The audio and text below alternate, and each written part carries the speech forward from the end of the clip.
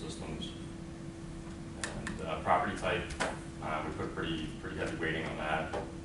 And if you see on the top right there, we have a key just to explain which number corresponds to which property type. Land, usually the most risky, you have to come up with a lot of cash. Office, difficult to get financed. Retail, even a little bit better, getting warm. Industrial, really hot right now. You can get a loan for that pretty easily. And multifamily has been on a run for the last, 10 years almost at this point. More like 7, but that's still rarely available in the lending environment right now. So property location, obviously, basics of real estate, location. If it's back to that conversation when the tenant fails, then what do you do and what can you put in there to replace that tenant? And if you're in a good location, then you're going to have a standing audience of tenants, and it shouldn't be that much of a problem. Vacancy, important on the subject property, but also compared to the submarket and historically. If you're at the height of the market like you are right now and the market's really tight, you might say, the property is 98% leased or something like that, but historically that area is 85%. So when you're taking that into factor, it's important to look at. Then operating expenses, less important, but a factor as far as the efficiency of the property and maintenance cost. And you can also kind of relate that to LEED and green construction.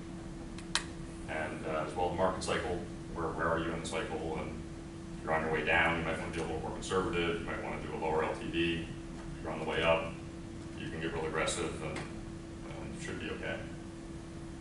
And then based on the weighted score,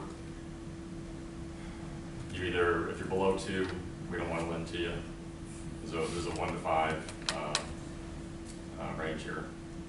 And 2 to 3, you're in the low quality portion, which is over there on the right. I accidentally erased the label, I think, at the bottom right there. And that just gives you a quick summary of the different terms that you might expect. And as you see, just left to right, the terms get a little worse as you're going down in quality. So I titled this to a loan mortgage loan calculator. That will, everybody see that? Okay, everybody's like, So this will give you an idea based on those terms, taking into account origination fees, monthly servicing, prepayment. You end up with the POM, which is the pile of money. And you end up here with the an idea of what you're going to. Now in this case, I assume 10-year loans for all of them. And then prepayment at 60 months. And so you can just see here, this is the high quality borrower, medium quality, and low quality there. So about $100,000 spread between low and high. Questions? I like that.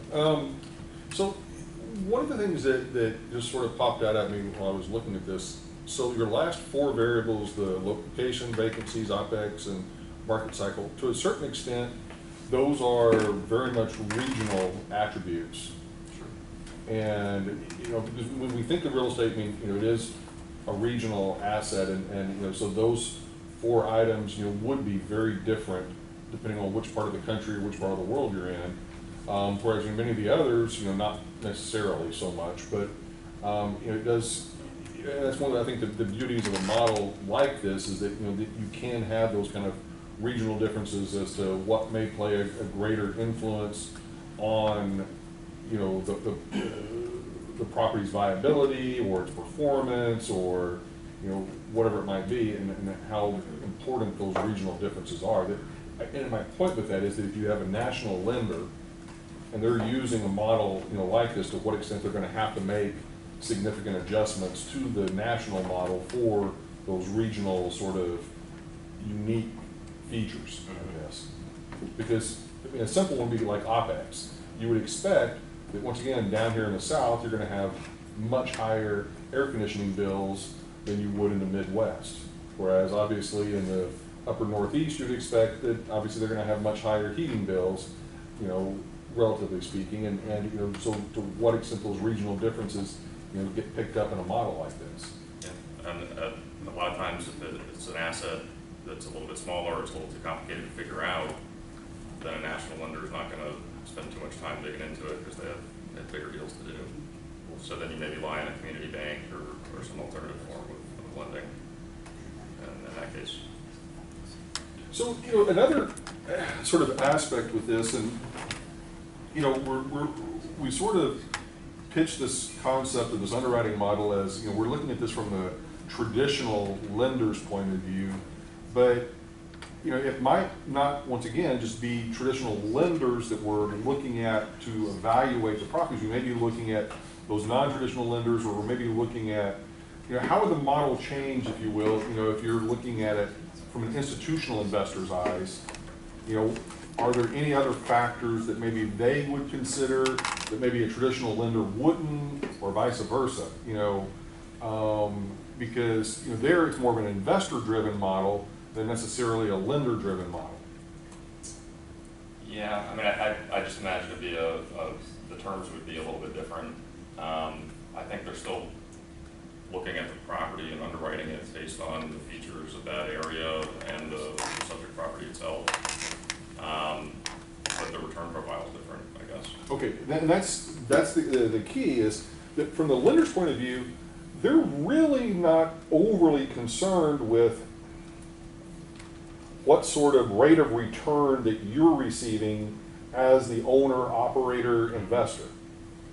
But yet, if this was, once again, kind of an investor, institutional sort of, you know, group looking at this, you know, the kind of factors that they're going to be looking at are much more return-driven, you know, of saying, well, what is the internal rate of return, or the net present value, or, you know, before tax return on equity, and that sort of thing. Whereas the lender could care less about all of that. Yeah, the investor wants to know after all the... Right. After the lender has been paid, what's left over and how to distribute. So that's going to be probably, you know, to a certain extent, kind of almost like the next piece of this, you know, sort of evaluation is once it passes muster with the lender, now it's got to pass muster with the investors. So, okay. Good.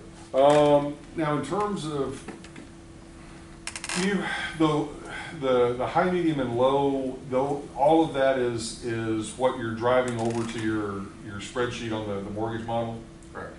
Okay. And those are just the inputs for each of those to kind of get back your... And let me think, what else was there here?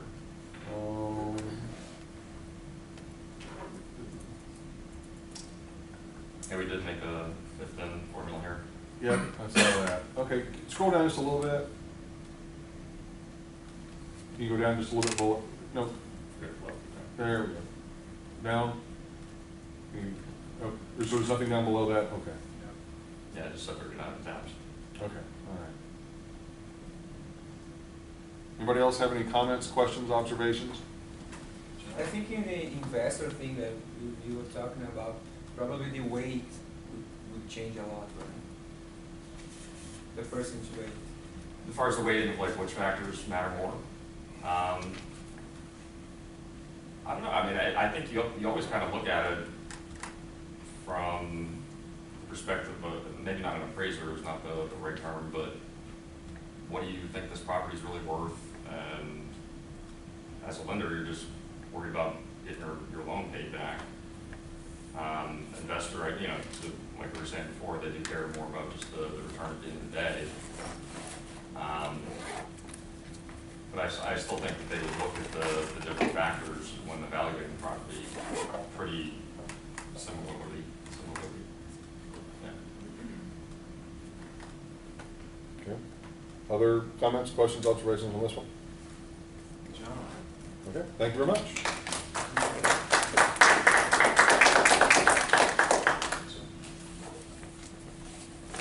Okay, who's next? Now we've still got a couple people. Don't we? Yep. These guys over here in this corner, I know.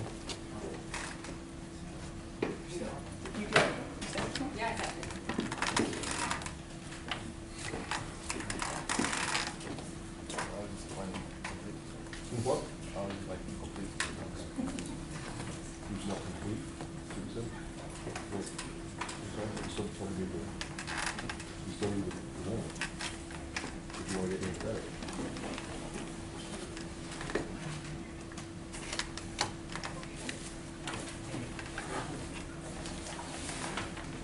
You know, can you log me in? It's saying it doesn't recognize. Yeah, well.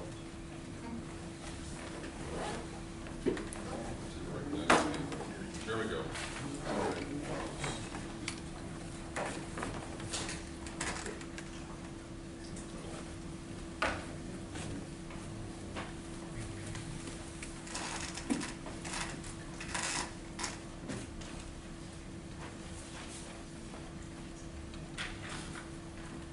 Ooh, definitely blow that up a little bit, please.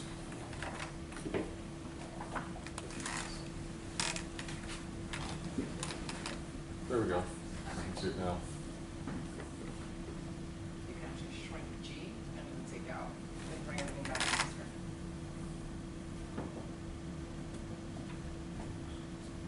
Close enough. Okay, so this is our model. It's a pretty simple model compared to other people that did theirs today. We did, so what we did originally was we figured they have to be factors that you look at before you look at anything else. So we said 1, 2, I can't see today, 1, 2, 3, and 5, which the ones here in green are our primary factors. We're looking at those to determine if we even want to consider this loan. If those pan out, yes, we're going to consider it, and then it will move to, okay, so what's the interest rate that we would give these people? And those are based on, I believe it's just 6, 7, 9. And then your appropriate term based on 4, 8, and 10. Can you scroll up a bit just so they can see the top? So as obviously as you can see, the factors are there on your left, and then you have the value, which is what your input would be as the underwriter. You would put your value in there. How you come up with that value, I don't remember how we came to that genius plan. But that would be your value based on whatever your, so we said, okay, so if you have, what was it, a DSCR of 1.1, we would consider that 100. If it was 1.2, we would say 80 and base it on that. So you would put that in your value for 3. Can you just change that? Yeah, change the LTV to 100. Let's just do that. Right. So you would change that, and then it would change your total to 18%, and your factor score would change to 3, which is the best you can get. As you see there on the bottom, it's considered excellent. Okay, but now what you just said, if I heard you correctly, you said if it's a 1.1, or I'm sorry. You Coverage said, ratio, yeah. okay, debt coverage ratio, it would actually raise your factor score. It raises the, yeah, each one Yeah, has but- an individual factor score. Okay, I understand that, but if I understood what you said, like with the debt service coverage ratio, if you said it had a 1.1, which is not great, you said that would be like 100%.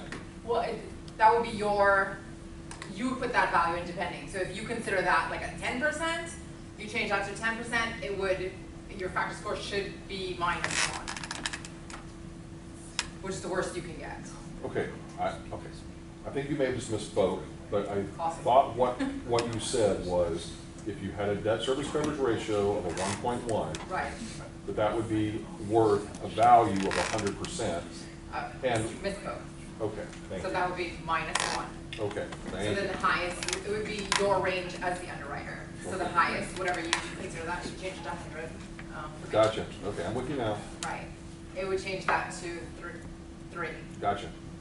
And then it would change your factors at the end. Yes, we want to now consider this loan because 3 of those 4 factors now average out to over, I don't remember what it is at this point. So just from an optics point of view, why would you not simply have had like 1, 2, 3, and 5? Why would you have not just simply made those 1 through 4, and then 5 through 8, and then 9 through 10, so that instead of someone like myself trying to figure out which goes with Breaking it what, up. Right. breaking it up that way. It was the way we factored it. When we looked at it, we said we think that's like, it was one of our factors to say we prefer to look at the debt yield ratio over the OPEX. I don't remember why we came to, again, that genius plan, but it was what we said, that would be our number 4. Because to me, it would have been, like I said, from an optics point of view, but also just from kind of being able to sort of segment that piece, kind of like what Eduardo, you know, had done, and just saying that's going to be Right. important for We this actually- particular. We ran out of time. We started doing that. Go to sheet 2. We did that on sheet 2 and ran out of time because we couldn't decide which factor, which Okay. sheet to use. So we stopped. See, that what you just did right there, that looks great. That's exactly what I Makes more was. sense, yeah. Yeah. But we went with sheet 1. So, yeah, so it does that, and then your interest rate we did in tiers, because when we did look it up, we saw that, say, different commercial buildings have different interest rates attached to them, whether it be an office building or whatever. So we did it in tiers to say ABC, and that would be determined, again, by your underwriter. And then your appropriate term goes from 20 to 30 years, again, based on the factors there.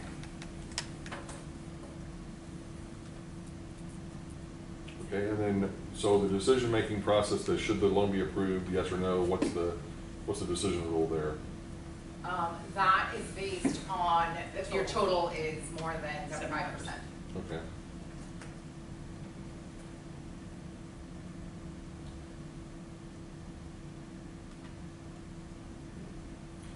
Okay.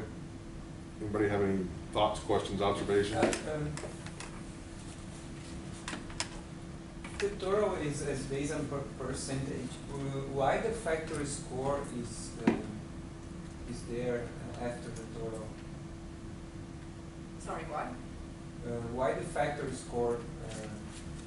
What is the meaning of the factor score for the approval or not approval? We were going to factor it in to the approval, but then we decided to just do it based on a percentage because the factors vary. Okay, so it's based on the percentage, not the factor. It's based, yes, it is based on the percentage. The factor score is just like, this one is excellent, this one is not good. Yeah, so if you were going back to look at your sheet and say, okay, so are we on the fence about this? Do we want to look and see, okay, our creditworthiness has a factor of 2, so we're okay with that. So it would really just be a determining factor in the end, if you were trying to decide. So say you came in at 74%, which is skating just below the yes, and you were revising it, you can look at your factors and see where it went wrong. Yeah. That yield ratio, we use it as well, or we had it as one of our criteria. I'm just curious as to how you came about in choosing it for a criteria, or as a criteria. I wish I could tell you, but I really don't Okay. remember at this point. I just wanted to see. We had about 14, and then we tried to narrow them down, and these were just the 10 we went with. Okay.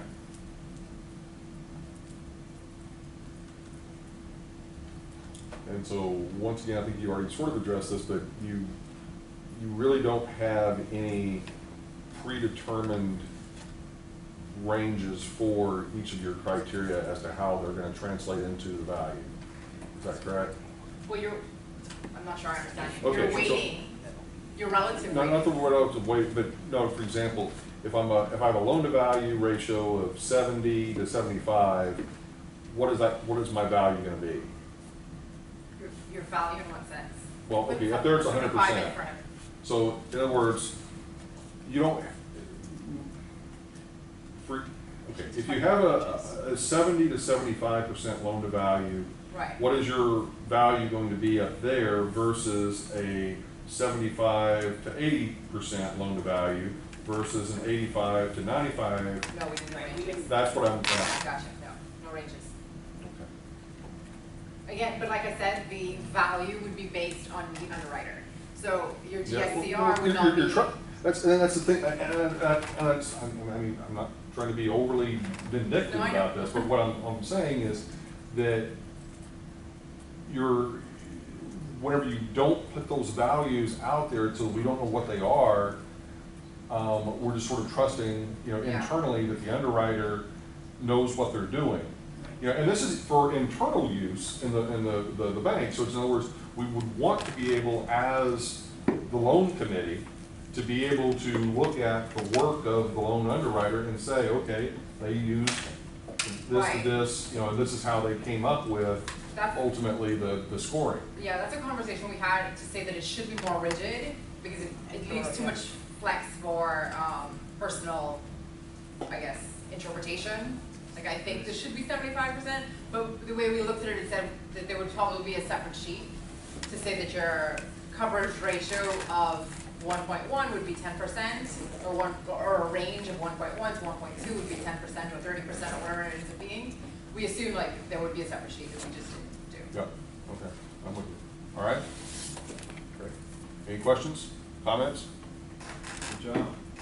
All right, and do one more?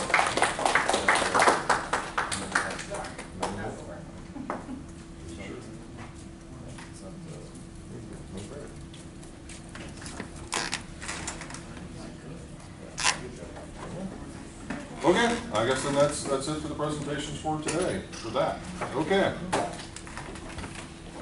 All right.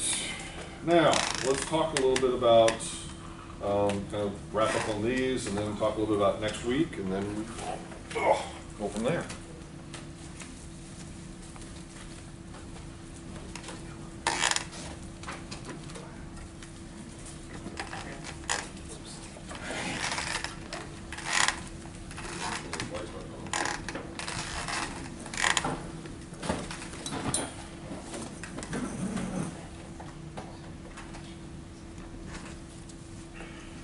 So, what do we gain from that little experience? Both from preparing these and sort of seeing what other people have done.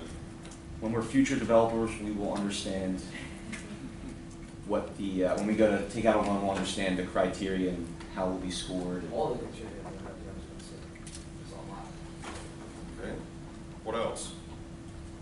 Perspective from the lender standpoint, rather than trying to look at it from the firm. Okay. The importance Anything of else? Visualization. I'm sorry? The importance of visualization, how do you put things together to make it. Okay, the visualization aspect of it. Okay, anything else?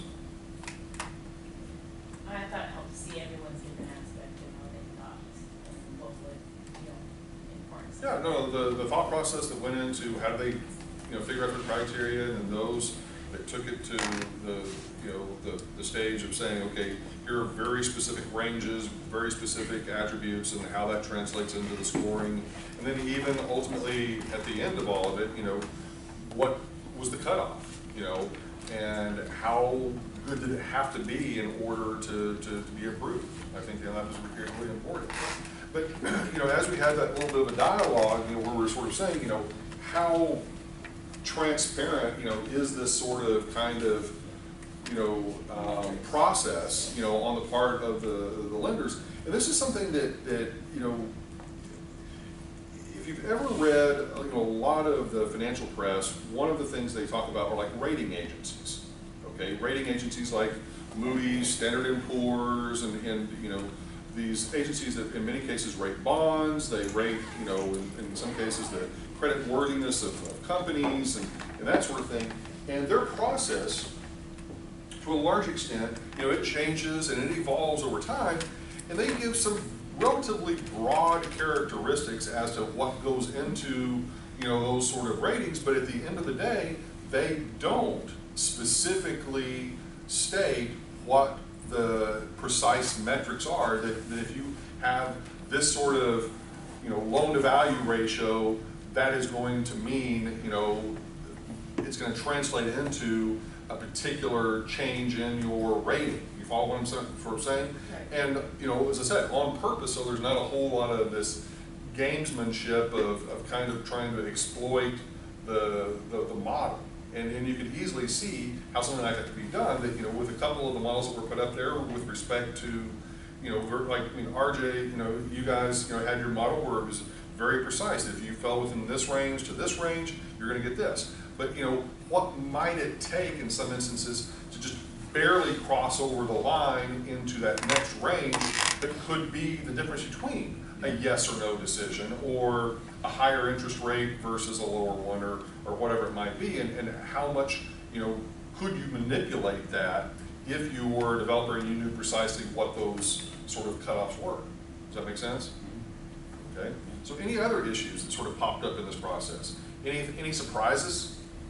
I think it was like you said, every lender has a perspective, different way to see it, so I think it was what happened here. Yeah. So what about, looking at this, and this is one of the things I was, brought up during Dustin's presentation, looking at this kind of from an investor's perspective, and how it would be potentially different from the investor's perspective instead of from just the lender's perspective, and the criteria, kind of the return criteria, and how important, that might be. Any other thoughts on that component of it? It wasn't part of the assignment, but it was just in terms of sort of thinking through it, yeah. And then looking at the different models, I was, with the lower experienced developer, it had a higher debt coverage ratio. But just thinking about it, right? If you have to have a higher return to get this loan, qualify for this loan, it's going to put you, you're going to have to go to riskier areas, right? To get a higher return. So, like, how is that kind of contradicts itself, right? Okay. Because you want something stable for somebody that's kind of new in the game, but at the same time, we're requiring them to go somewhere else because they can't really get a stable property because they need a higher return. Understood. So. Okay. So what about one thing that we did not bring up? The relevance of some of the factors. What do you think I mean by that?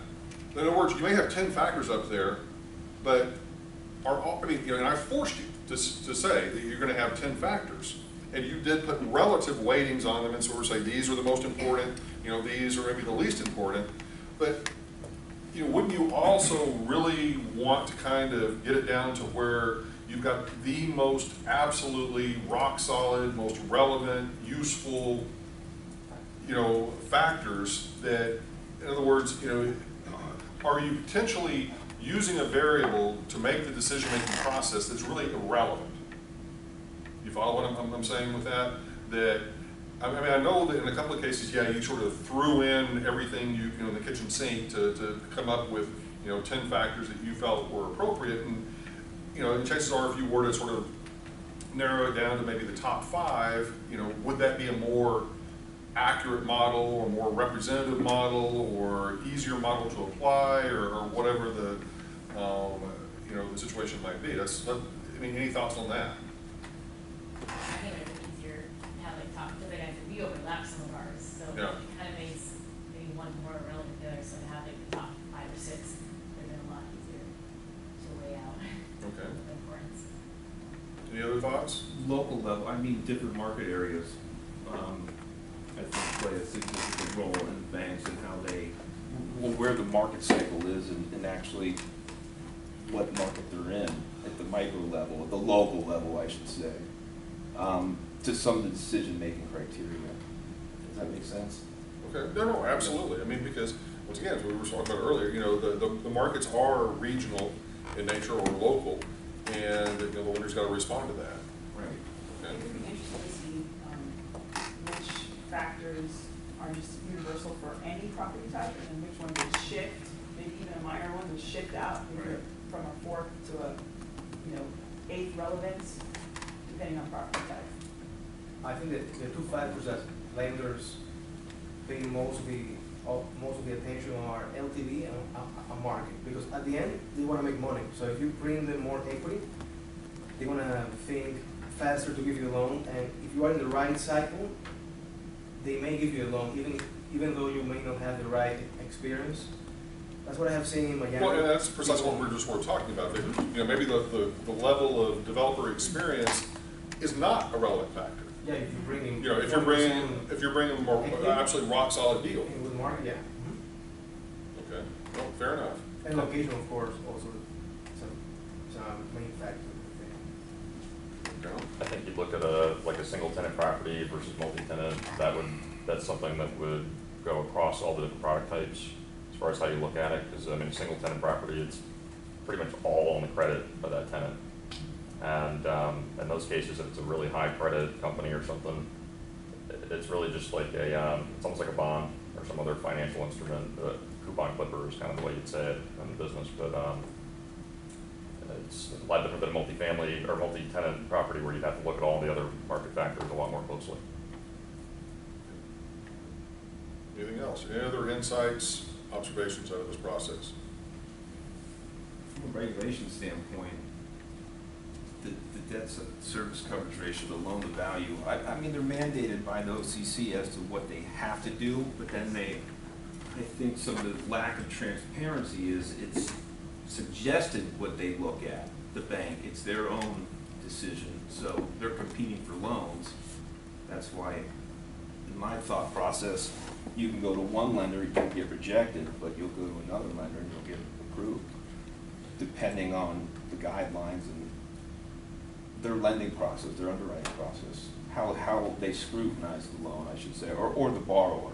Right. Does that make sense? No, absolutely. And I guess, once again, my whole rationale in having you go through this exercise on purpose was that you do begin to see, how subjective it can be to a certain beyond a certain level. That the top 2 or 3 factors, almost all of us can kind of agree on as being, very, very important.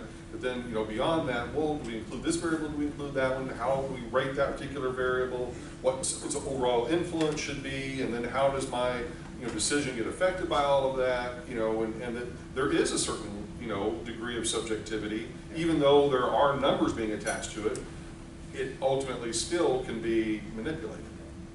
Most of the time when they mention like it's 5% interest rate per year, when you add it up and you go down to it, it's like 7.5%, 8% with all this calculations that they do. So that's another thing that I kind of pay attention. I know ours wasn't as complete as other kids, but when we were trying to do it, we would see the difference in general. So, Okay.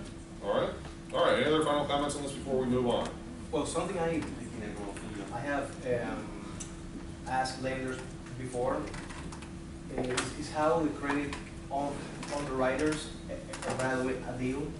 So if you go to one of these national banks and you have a good relationship with one of the lenders or the branch manager, he may actually like the deal, but then he has to send that deal to the main office, and they're going to evaluate it differently, and they may not like it. Or if you go to a local bank, local mortgage lender that works with local banks, he may give you a loan because he's the only one evaluating the loan, and he pretty much knows the local banks. Right. So yeah, it's interesting. I mean, I've had the opportunity to sit in at a major commercial mortgage-backed securities company, to sit in on the lending committee and to listen to discussions. And what you've got is typically a group of like 12 senior officials within the company, pretty much chief operating officer along with major division managers, all sitting around the table, all with this sort of loan information that's been presented to them, and they're going through, and they are brutal. I mean, absolutely brutal with their, assessments and basically the haircutting and everything affiliated with that. And it's sort of like everything, somebody on that, that's the reason they do it this way, it's like it's almost like they go to an extreme process of almost, how can we not make this loan? As opposed to the other direction of, what can we do to make this loan? It really is, how many faults can we find with this to basically kick it out the door because we don't want to have a bad loan, okay? And so, it's almost a mentality of, it's a very negative. I'm not saying it's a bad mentality. I'm saying, but it's a different approach. It's not like everybody's in there kumbaya holding hands and saying, we can't wait to make, many more loans. They're honestly saying, okay, just because the underwriter said this, we as the loan committee are taking and really, slicing and dicing that. Ken? Do you think it was a lot different before the recession? I don't know that it is. I mean, and once again, even within different, banks and different loan committees, the attitude and the atmosphere can be different. But I think, in many cases, there has to be a disconnect between, for example, the person that you go to the bank and is your loan officer, okay? That's one person in the process. they collect all of your information, they're the nice, happy, smiling face of collecting the information and you working with and that sort of thing, then that person, you know, passes it off to an underwriter, and depending on the size of the deal, it may go simultaneously to a second underwriter, you know, to see if they both come up independently with the same, you know, conclusion as to, you know, whether the loan should be made and what the terms of the loan, you know, are going to be. Then it gets handed off, you know, to, as I said, you know, kind of this big loan committee that then ultimately would make the decision, okay, does this, you know, loan actually make sense, and does it meet all the criteria that we want it to meet? Are we somehow missing something that's really important? You know, all of those sorts of things. It's a very different disconnect than, you know, this person up here that may be paid on commission based upon the number of loans that they're able to originate that get approved. Yeah, to a certain extent, you know, you're a sales guy, but all these other guys have to make sure that you're not giving us, you know, bad sales, so to speak. Your point when you said like before recession, like before you could go like put 30% down, they didn't need any documents for you to give you a loan. If you put 30%. Because they thought they were safe. With 35%, they thought they were safe because they were thinking to themselves, there's no chance the value of this property is going to go down that much. So if that's the case, can we start a company and start letting people, if they give me 35% down, I'll give them a loan. I mean, seriously, I mean. Well, I was thinking kind How of far can they go down? Like, I mean, 35%. They have Well, you go down quite a bit more than 35% very quickly. Well, and then you're a bank managing a failed property too, which Yeah. that becomes a management issue. Yeah, It's because special then there are service additional or- costs and special servicing fees that you're going to incur that are, you know, going to be brutal because you've got to, the bank is actually doing the managing. Okay, Ken? Well, no, I was saying, I was kind of referring to the regulation side of it, where they so scrutinous before the regulations kicked in after, where did that change drastically? Yeah, well, I mean, as the regulations change, then, you know, obviously, then they're forced to provide more scrutiny, you know, of the loan documents and to ensure that the borrower is as creditworthy as they say they are, or the tenants are as creditworthy as they say they are, and all those other sorts of things. Okay, RJ? I like interned at a small business lender, and I got the opportunity to sit into one of those and they are brutal. Like, it got to the point where they're on Google Maps looking at your house, looking at your business, and it's like your grass isn't cut. They're like scrutinizing. It got to the point where it's if you have a lien against your property or something like that. Even if you might have won the lawsuit, they're calling the person who sued you just to get some dirt. Like, yeah, it was. They were just trashing these people, and I'm sitting there like, oh. In Philly? I think that happens a lot with commercial loans, because the bank or the lender gets to keep the commercial loan for the whole life of the loan, because in residential, banks are able to sell the loan to someone else. And well, you can in commercial as well. I mean, that's where commercial mortgage-backed securities come into play, but it's just, yeah, but you have a lot more increasing after 2008 a lot. You're absolutely right. Post 2008, there's been, you know, many fewer of the commercial mortgage-backed securities that have been utilized, but, you know, they've kind of creeped back in again. Oh, they're going back. Yeah, and so, you know, we're back to that kind of mindset of, okay, we're going to make the loan, probably sell it off to you know, commercial mortgage-backed securities, and then ultimately, you know, start all over again in the lending process. Okay. I just jump in on what we were talking about. I think, yes, they did scrutinize just as hard, but you made a great point, is they thought they were safe and realized they weren't, so. Yeah, that's the thing that people, you know, that's I what don't, it is. you know, think they fully quite understand is how sensitive real estate markets can be to fundamental shifts that occur.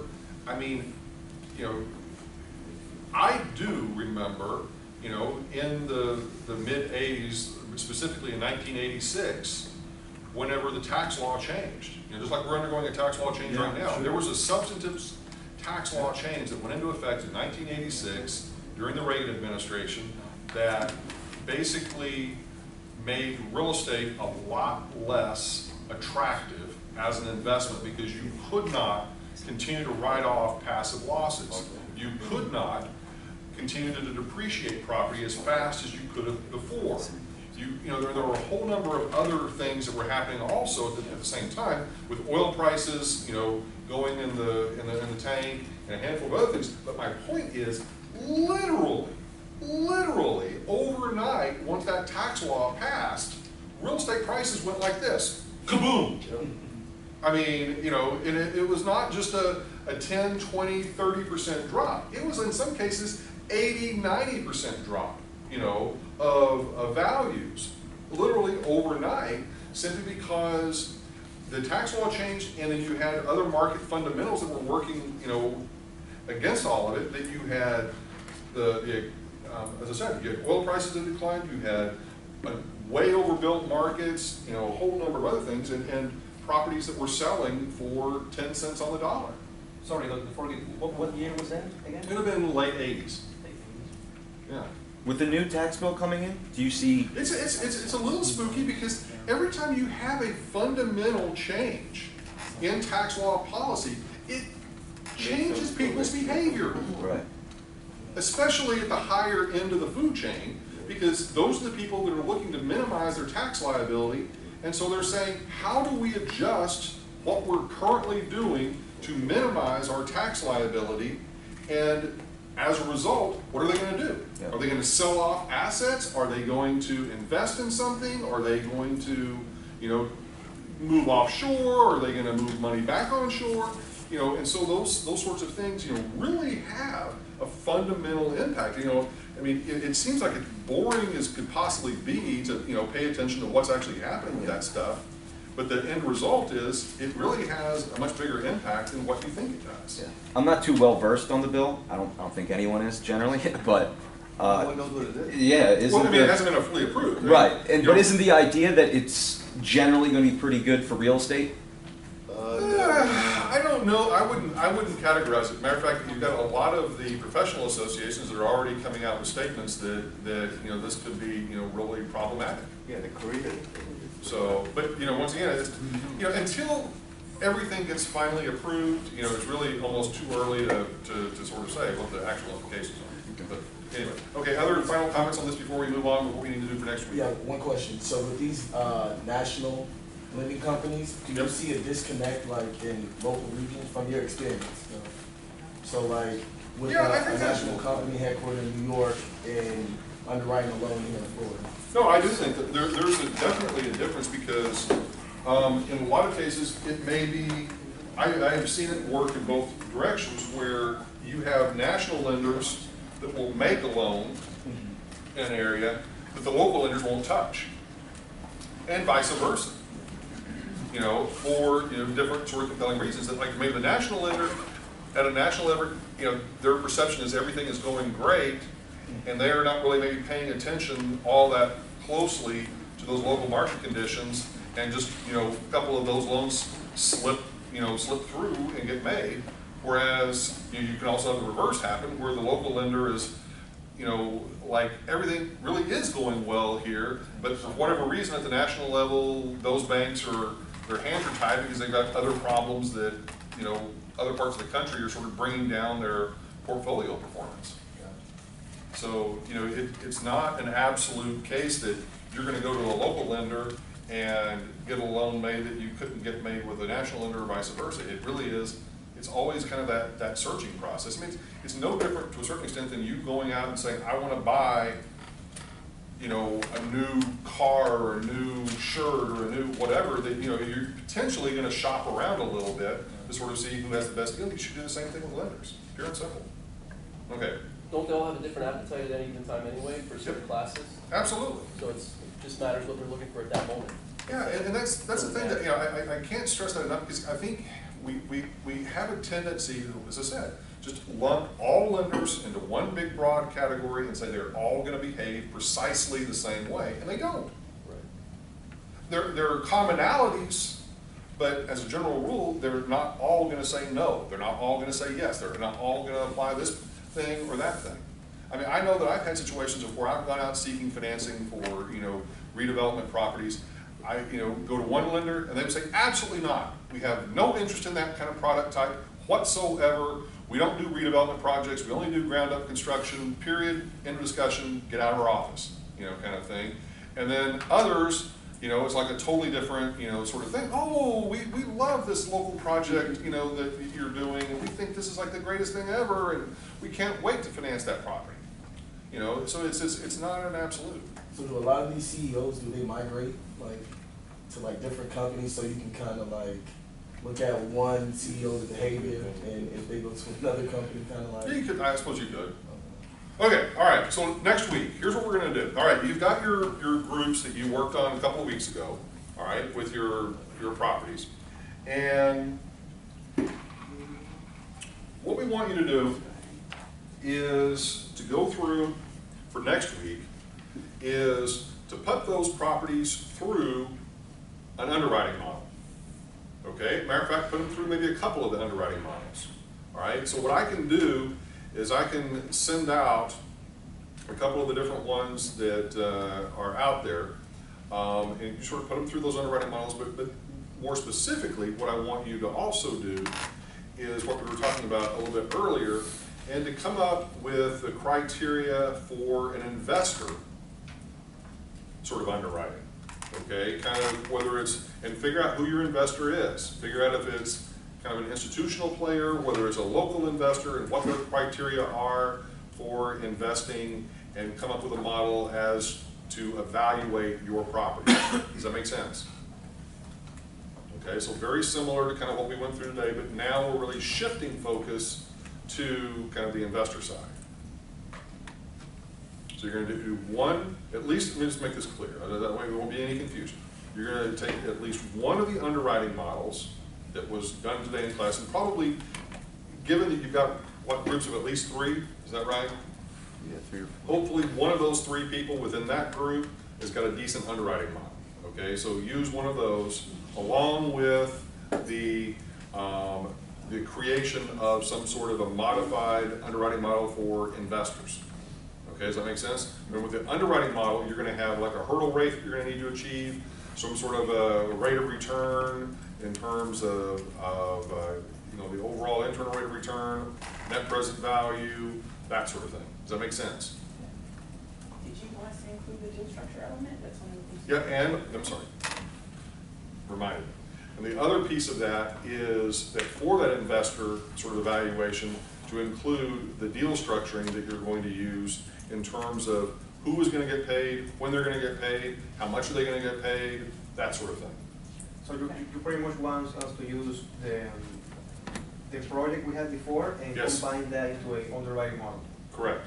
Okay. Or to apply an underwriting model to that, Okay. both from the lender's point of view as well as an investor's point of view. In other words, here's what I want you to do. I want you to then have 2 decision points. Will the lender make this loan? Yes or no? Will the investor invest in this deal? Yes or no? And you could have a yes, yes. You could have a no, no.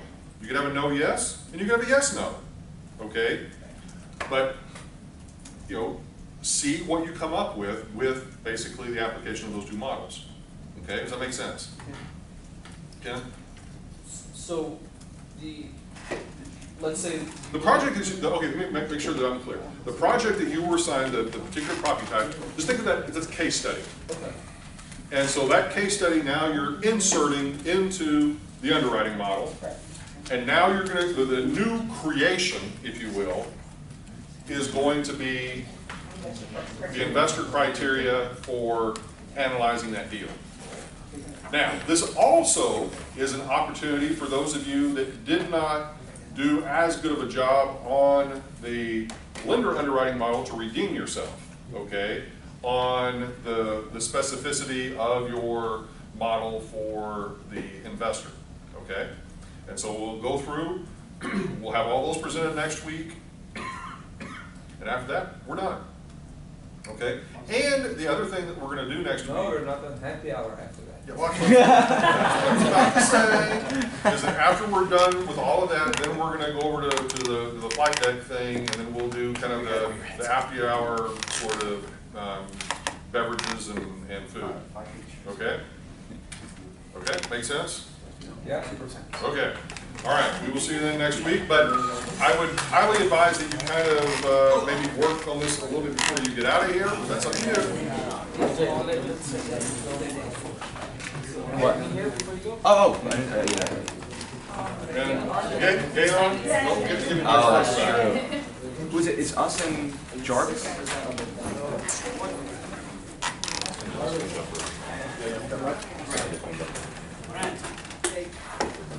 Diego.